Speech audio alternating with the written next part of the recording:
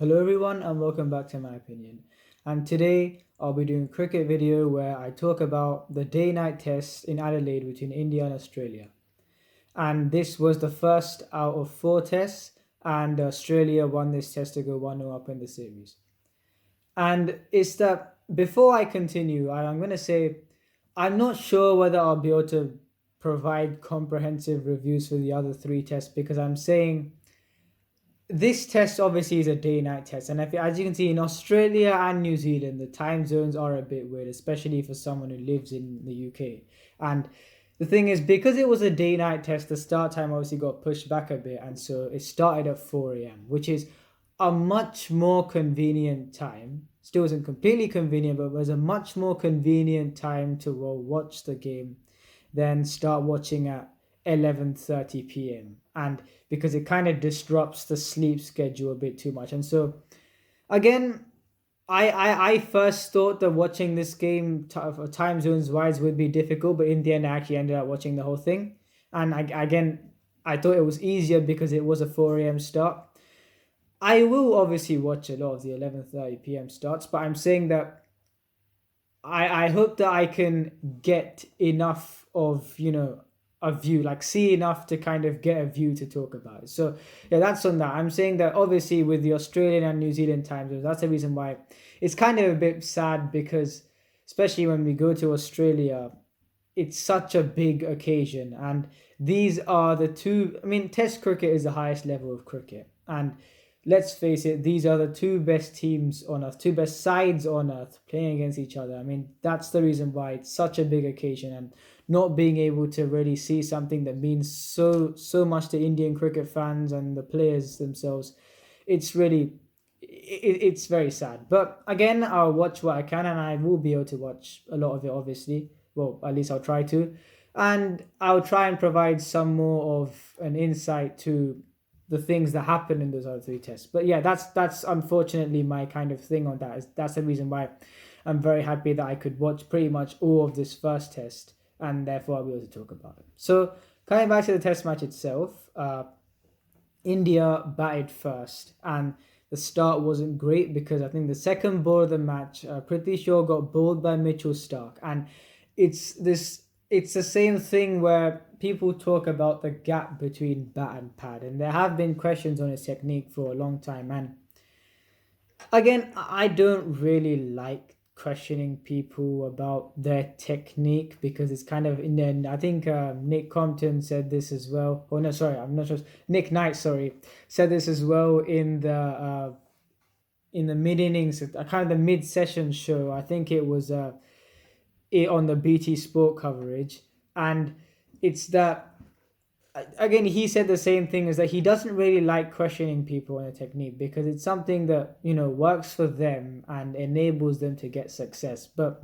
he did still say the things on Prithvi Shaw, and the thing is for me it's that he's very vulnerable to the deliveries that are coming into him, and especially when we saw, the thing is he got a bowled in the second test as well, and second innings as well, sorry. And Jasprit Bumrah came as a night watchman, and then we saw that he actually managed to block out those deliveries. And again, I don't want to criticize him too much. I mean, cricket is a hard game, and he's only young, and look, he's a very good player. But I hope that already we're kind of seeing that obviously the confidence would be a bit low, and he didn't have a great day in the field either. And then Labuschagne got out, and all right, for Labuschagne standards, 47, you'd kind of say you've got away with one there. But luckily, as I said, they got Labuschagne out afterwards, but Prithvi Shaw dropped Labuschagne, and this could have been disastrous because we've seen in the short time that he's really been around in the international scene, we've seen how good of a player he is. And yeah, that's on Prithvi Shaw. I hope that he can discover some confidence. And again, he may not play in the next test. I don't think, considering how out of sorts he does seem. And I really do feel bad for him because look, there has been, obviously, with him and Rishabh Pant as well, there's been a lot of trolling, and especially after that 100 against the West Indies on his debut for Prithvi Shaw, that 131, and obviously with the reputation that he had and has, people thought that it was really kind of be smooth sailing. And that's the reason why I feel bad for him, that there was kind of a lot of hype about him and something that you obviously can't control. I mean, well, I think, yeah, he scored 546 in some domestic, I think some school game as an under 15. And so obviously with someone who does that, you can really see how good of a player they are. And with that, people will start talking about you, with great expectations. And that's why I don't think it's his fault that he's kind of been trolled, because they've not been able to cope with the fact that it isn't as easy as that for anyone. And so I feel like that's the thing with him. I feel that maybe if there wasn't such big talk, because I mean, it's not his fault. He performed that well before and developed such a reputation that people did talk about him this way. But I'm saying that it's a bit, I feel really bad for him that he's kind of being judged on that kind of thing. I mean, you can even see that he's being judged on what the opinions being based on what people thought he would do. And yeah, I hope that he can get back into some form, and because he's a brilliant player to watch. I still think that Prithvi Shaw is a very good player. So yeah, he got out, and Mayank Agarwal got out as well with a brilliant delivery that kind of seemed in at the last minute from Pat Cummins, and he got out for 17. And India, in the end, after the first session, they were 41 for 2 after 25 overs. At this stage, the panic balls didn't really set off, because we kind of saw, all right, the test, it's been the first session, and India have quality players. And so again, the panic balls didn't really set off at this time at all. And honestly, not throughout any of this test match, really, until we got bowled out for 36. And I'll get to that later, because again, I have my view on that as well. So this is the thing here. So they were 41 for 2 after 25 overs. And obviously then Cheteshwar Pujara and Virat Kohli were batting. And you saw that, especially with Virat Kohli, I mean, Cheteshwar Pujara, he batted like really slowly. And again, I didn't mind this because it's against a good Australian attack, and part of playing against, apart from India, the Indian and Australian attacks are probably the most prominent 4-bowler attacks in the world. And the other bowlers are kind of support cast, really, surrounding these 4 in each team. And it's the fact that a huge part of that is kind of really wearing them down. And so if you can take advantage of the workload aspect in a 4-bowler attack, especially with how injury prone the Australian bowlers are and how hard they try and kind of keep them fit for tests, I think that really kind of grinding them down a little bit, even, not scoring a very high, he scored at about 43 off 160 would be, if it was 40 off 160, roughly about a strike rate of 25. But I still think that there was a foundation that was laid where it was 2 reasons. One, kind of wearing down the attack, especially it's important to wear down the paces, because there's only really Nathan Lyon who, I have this word for him, it's kind of a metronome. I mean, they even discussed the fact how repeatable his action is, and it's just how he keeps on landing the ball in the same spot in the kind of the handkerchief area. And it just shows his consistency and how he was consistently probing Cheteshwar Pujara, and he really deserved his wicket at 100 for 3, because really he had bowled brilliantly, and he bowled brilliantly throughout the match. Obviously he didn't bowl in the second innings, but his first innings work, he's always brilliant. And the thing is this: 1, obviously to wear down the attack, and 2, India were 41 for 2 in 25 overs, and even though they were kind of getting some confidence with the partnership of 59 from 41 to 100, a wicket there would have, a wicket in between, and obviously, these are 2 brilliant players, Pujara and Virat Kohli, and with Rahane to come as well. I mean, as a combination, I'd say that's the best 3, 4, 5 in the world in Test cricket. And it's that, again, they had to make sure, the Indian batsmen had to make sure that they did not lose a wicket to give Australia that opening and kind of the boost that they got the main players out. And there's also a third point, which Harsha Bhogle kind of discussed. And I just thought that more than the game dynamics, obviously, look, they'd have to give respect to that attack. But I really thought that you saw how defensively, yes, Pujara always plays defensively, but Virat Kohli, especially throughout his innings at 76, you saw he left more deliveries than he would have done. And he was actually pretty restrained. And as in he kind of reined himself in a bit and just told himself they needed to bat time. And I feel that for, for Indian cricket fans and players, I mean, a tour of Australia is probably, I think, the biggest thing in Indian cricket. I mean, the biggest challenge that you'd want to succeed in. And it's that you saw, I mean, even for those players, I mean, you've seen how much this would mean for them. And that's the reason why they kind of thought, right, let's not do anything silly here. This is, well, a brilliant attack that we're probably the best in the world. And I think that those two attacks, the Indian attack and the Australian attacks, are the best in the world. And I think that I'll get to more on that later. And it's that's the reason why, because of how much this occasion meant to them, I think that they really thought they had to bat time. And, well, they batted time. And even though there weren't really, you saw for Pujara, for 160 balls faced, and I think even the commentators brought up the fact that he'd only got 12 singles in that, and maybe that he should have rotated the strike a bit more. But the fact is that I really think he just wanted to wear Australia down. And more than the runs, I think that he would have thought that runs would come as they come. It's just that if he stays in there for longer, for a 4-man bowling attack, workloads will be a big factor.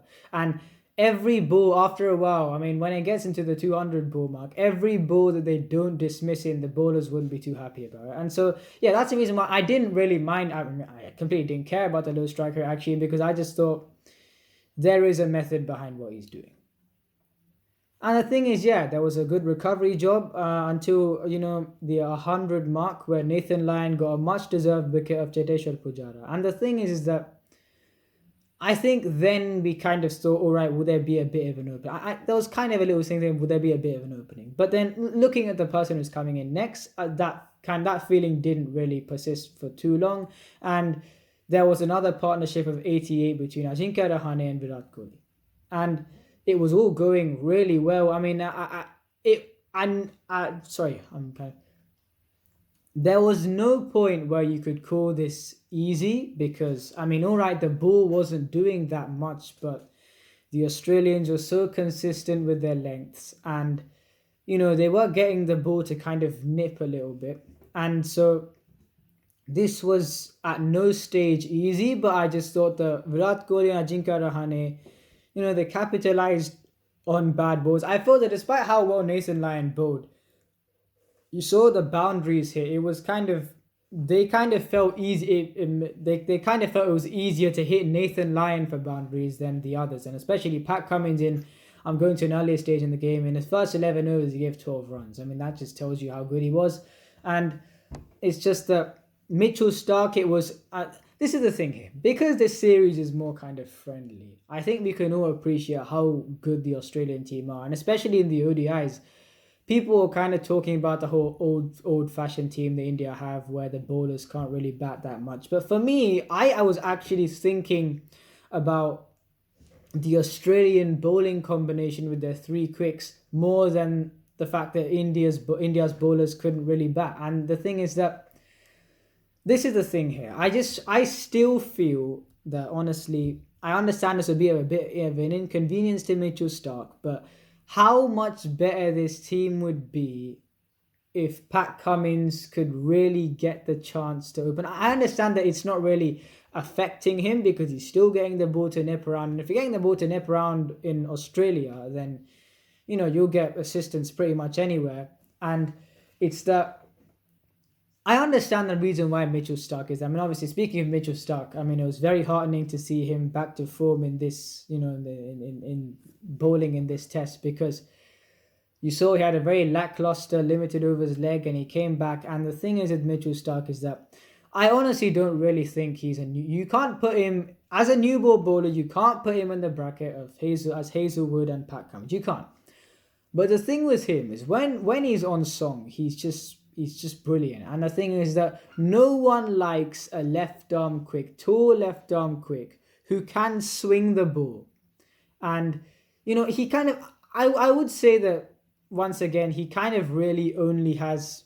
the reason why I don't put him as a new ball bowler, because he kind of really... There's that ball that pitches, on off stump, and kind of... There's one where it kind of goes like this a little bit, and the batsman, is kind of... He feels that he's lucky that he hasn't nicked it. And the one that just goes across completely. And the thing is that That's the reason why I feel that, yes, he swings the ball, yes, he's fast, but he isn't a new ball bowler. But the reason why I still think he should be in the attack and should open the bowling, because he's really a nightmare to face. I mean, no one wants to face someone who bowls 150 and swings the ball. I mean, cricket is a hard game. And with the pink ball also, with the amount of purchase that Mitchell Stark gets, I mean, it is honestly a nightmare. And that's why I feel that despite the fact that he's not anywhere near the same bowler as the other two. I mean, he's not a bad bowler, he's a brilliant bowler, he's one of the best in the world. But I feel like he's in this team to provide that real kind of, I would say, as a name, Mitchell Stark, despite the fact Pat Cummins is ranked the #1 bowler in Test cricket, looking at this team, I would say Mitchell Stark has kind of been the name of this team for a longer time as far as the bowling lineup is concerned. Because Nathan Lyon, I would say until recently, has kind of been underrated at some points. But I feel that with Mitchell Stark there and with what he does, it kind of really makes the batsman feel uncomfortable. And when he's on song, he's absolutely brilliant. And as I said, he swings the ball. And when the ball swings, it is a nightmare. And yes, that's on Mitchell Stark. And I'm very happy to see that he's bowling well again. And this is another thing on...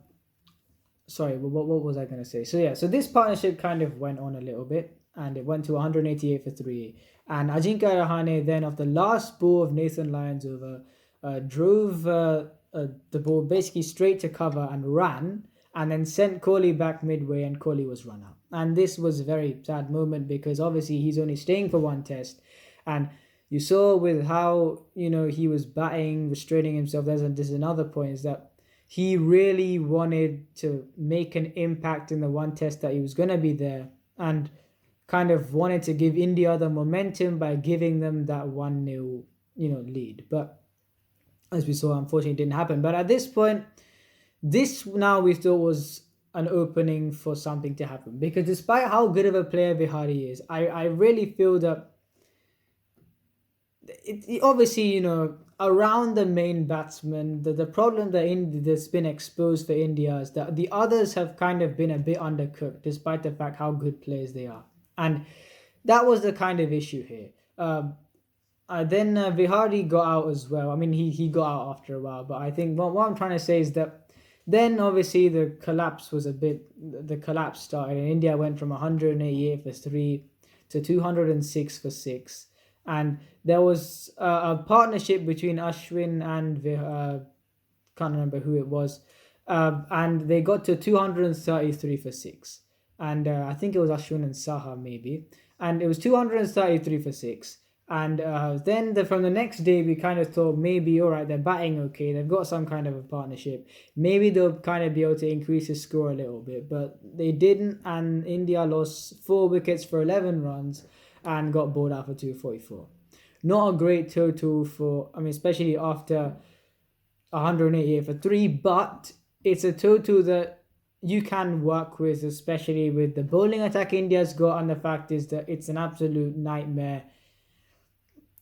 What I was going to say is this, right? I mean, we even saw 250, honestly, that kind of around there isn't really that bad, especially with the bowling attack India have got, and with the kind of the purchase that you get with the pink ball, despite the fact that it wasn't really swinging that much.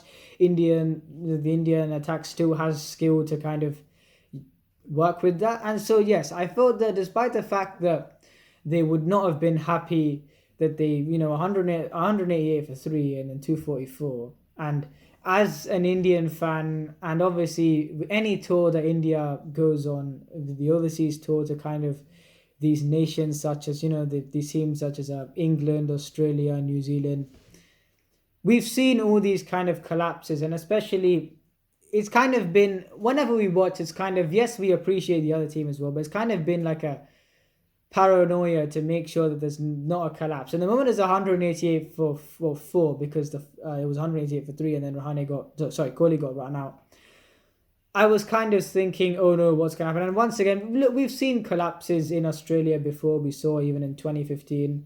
And yeah, it was a bit, we kind of thought, we kind of missed out here. But then again, because of the reassurance of our bowling attack, I still kind of went into this, mentally kind of went into the changeover I didn't really feel too bad. I still thought that, with what the pitch was doing, it was a hard surface to bat on. I still thought that India could cause problems. And cause problems they did, because Bumrah and Umesh Yadav were very good. And the fact is that we've seen in this test match, the teams have actually struggled, apart from the fourth innings, the teams have struggled to get a run rate of really even 2 and over. And that's because we saw the openers for Australia 8 off 40 and 8 off 51. I mean, that just spells out nightmare.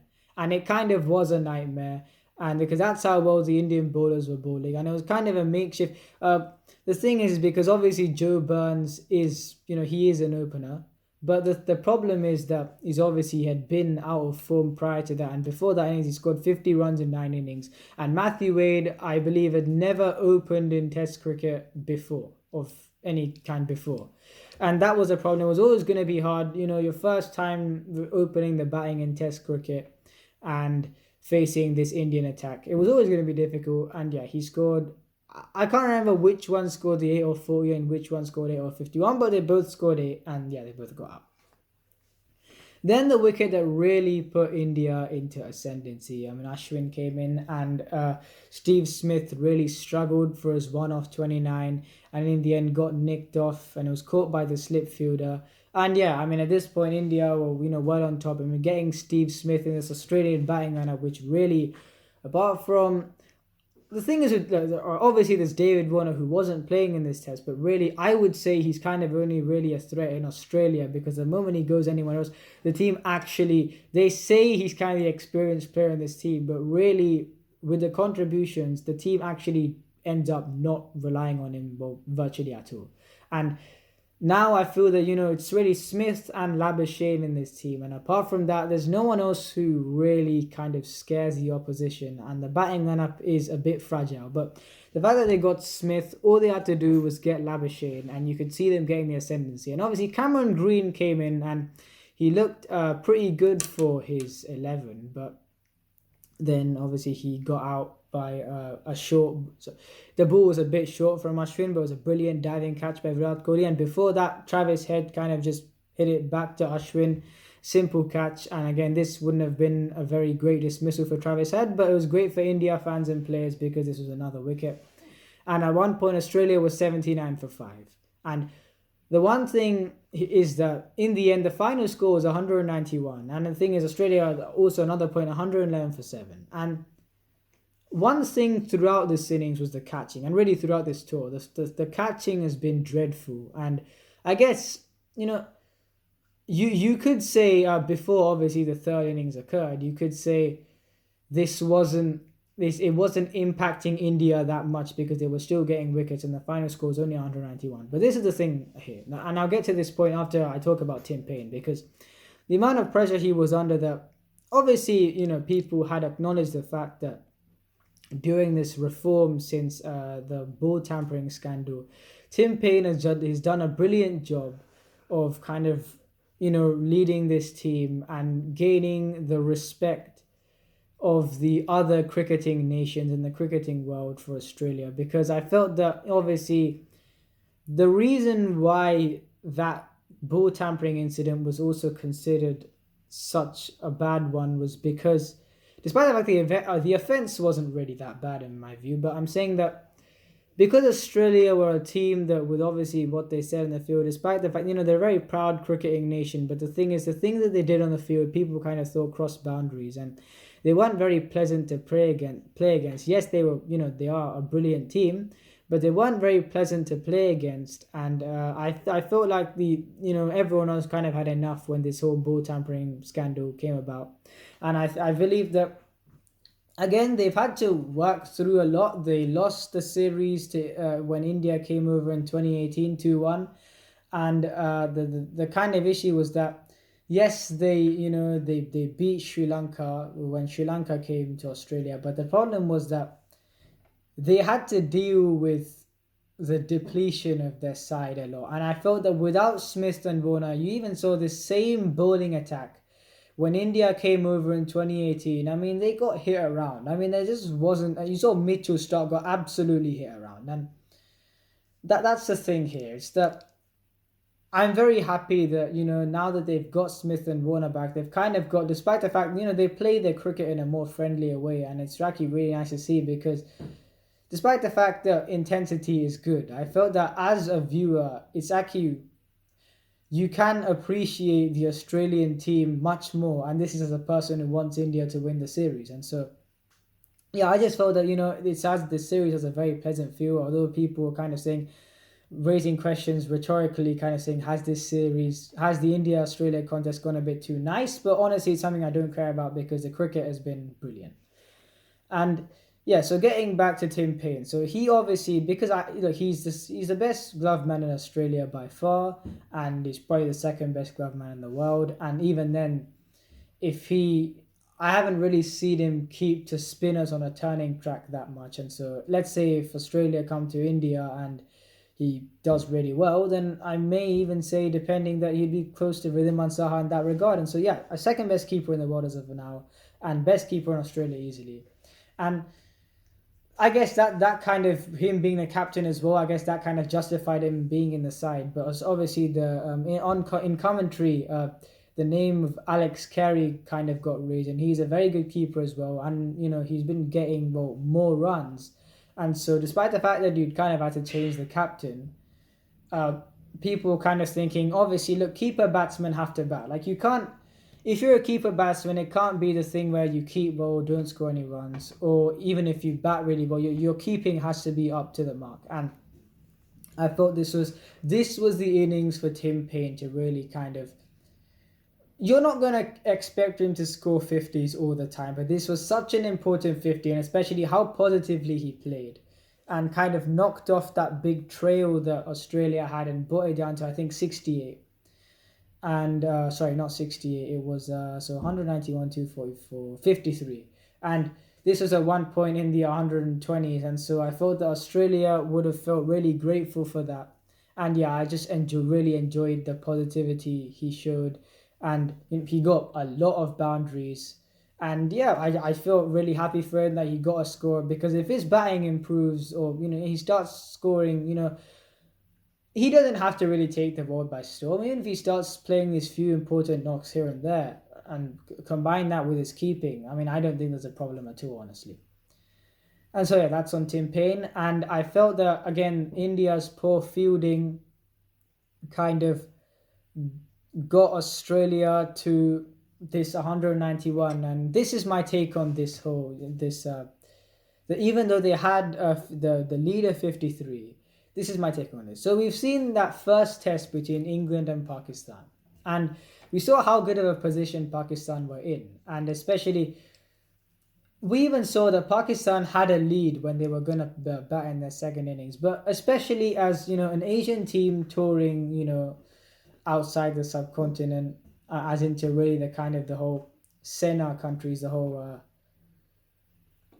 South Africa, England, New Zealand, and Australia. The fact is that I wanted the lead to kind of be no less than 100, and just to give that extra cushion, because the problem is with these Asian sides in these areas that I talked about, the momentum can kind of, because let's be completely honest, you can't blame them that they would struggle to play some really good swing, but when the ball is moving around, because the fact is that, again, they've played in conditions where playing spin has been second nature to them, and the ball doesn't really do that much, really, as far as pace bowling is concerned. And that's the reason why I really kind of wanted there to be this 100 plus lead, where India could go in really confident, and it could kind of allow for the fall of wickets a little bit more. And especially we saw with Pakistan that in the end, their second innings, yes, the score was 277 in a game that they really should have won. And on that Old Trafford pitch, you would have still thought that Pakistan would have won the game, but they lost that game. And I kind of thought, again, it was because they lost the plot, bowling to Chris Brooks and Josh Butler. They kind of really just, Yasir Shah bowled drive me balls, and no one really bowled a short ball to Chris Brooks early on. And yeah, sorry, I'm kind of going on a tangent, but what I'm trying to say is that, because there's this whole angle where the momentum can shift easily, I kind of wanted the lead to be over 100. And we've kind of saw that because the momentum did shift on the third day, and something that no one expected. And I kind of even though Bumrah is a night watchman, the moment Bumrah got out, I kind of thought, look, right, it's 15 for 2. It's not an ideal situation. It's not all smiles. And with this Australian attack, and the fact is that in Test cricket, 11 human beings okay, the thing is the last 4 or 5 maybe bowlers, so what, like the top 6 human beings have to be responsible to score big runs. And in such a hard game, in such a hard format, it's really a tough ask, and you can fail. And if one person gets out, and especially as big of the players that India have in that middle order, it would be really difficult. And so Pujara got out for a duck, and then Rahane also. I don't remember the wicket order exactly. I think it was, so first it was Prithvi Shaw on the night of, just like near the close of play on the second day. Then it was Jasprit Bumrah, then Mayank Agarwal. Oh no, I think it's Cheteshwar Pujara. Then it was I think Mayank Agarwal, Ajinkya Rahane, and so on. I kind of kept on falling like that. And what I'm trying to say is this: is that I honestly wasn't surprised that the wickets fell that quickly, especially with how well the Australians bowled, and I could just kind of see it coming, because I felt that India were mentally disrupted at that point. I mean, they came in, thinking, look, it's a statement, we're gonna win the first test of a series in Australia, and we can really take this momentum forward with the team that we have. But unfortunately, it wasn't the case, and Australia just bowled too well. I mean, any human being that played cricket, any team would have come and, got 36 or like, it was that good. And this is the thing here. People would kind of talk about what would they have done this in the olden days? Would there have been a capitulation in the olden days? And this is my take on that. Obviously, the bowling attacks, everyone had a brilliant bowling attack. I would say it's a better age for fast bowling now, but I would say that every team, even you saw, had a quality spinner. And what I'm trying to say is that you could say the batsmen then, but also we've seen even the best 2 teams in the world have frailties, whereas you look at that Australian team before, with kind of Shane Warne, Adam Gilchrist, Glenn McGrath, etc., and you thought, well, did that team really have a weakness? And what I'm trying to say is this, right? Obviously, the bowling then was brilliant. I mean, we saw how Glenn McGrath and Shane Warne bowled, and obviously, the Indian players as well, the Indian bowlers as well. But what I'm trying to say is this: is that maybe it's just because also TV has evolved as well, but there's just something about this Australian attack, and I feel that it kind of showcases the contemporary cricketers. And what I mean is this, and it also kind of links into maybe TV is growing as well.